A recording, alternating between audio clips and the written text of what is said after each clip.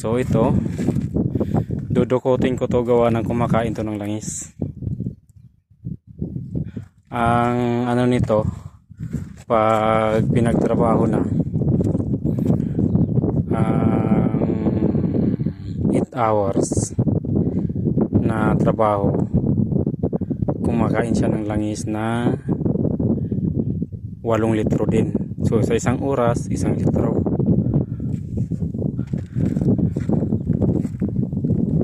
Yan yung sabi ng may-ari. 8 oras na trabaho, 8 litro din ang nababawas. So kaya ito, dudukutin ko to. Yan.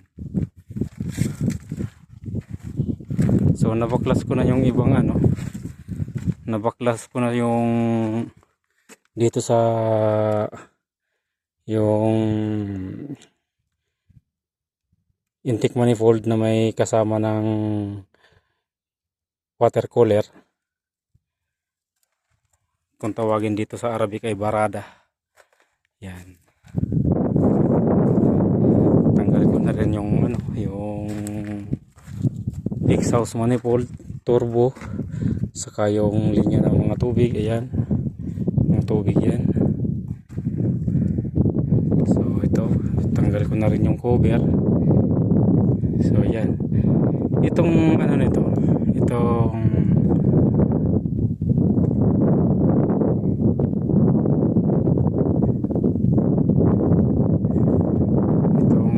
bulbong to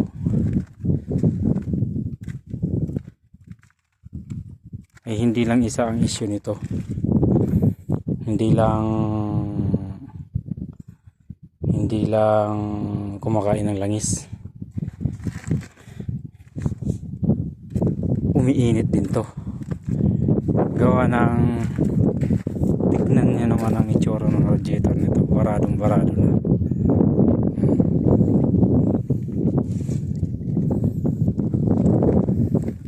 Baradong barado na yung daan ng hangin, kasi yan hangin yan dyan. So isa yan sa cause ng pag-iinit kahit anong klaseng makina. Kapag ka ang radiator ay barado na yung ito, isa yan sa cause na mag-iinit ang makina. Kasi kumbaga wala na siyang coolant, wala nang magpapalamig ng tubig.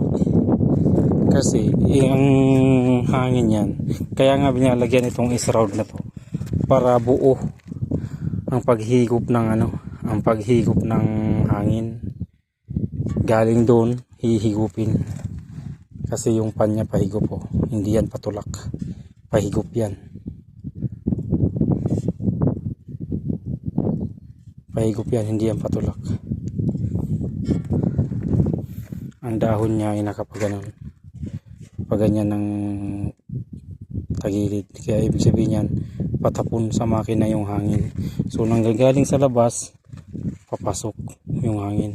Ngayon pag barado to, ano pang hihigupin ng pan na hangin?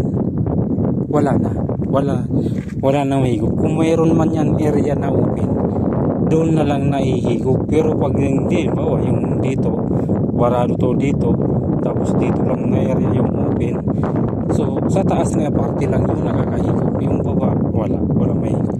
So mag-iinit yung makina, kukunti yung nahihigop na hangin. Ito ang issue nito, nag-iinit yung makina, tapos kumakain ng langis. So ngayon itong radiator na to, ibababa ko pa to, ipapa-repair ko itong radiator para pagbalik maayos ang ibababa ko to. So baklas ako nito, cylinder head, baklas ng crankcase. So uunahin ko yung cylinder head ang baklas. Cylinder head muna ang babaklasin ko nito bago ako mag crankcase. Crankcase wala namang problema yan, madali lang yan. Sige po mga Lord, salamat sa panonood. Paki-like naman po, paki-share. Ingat kayo lagi, God bless.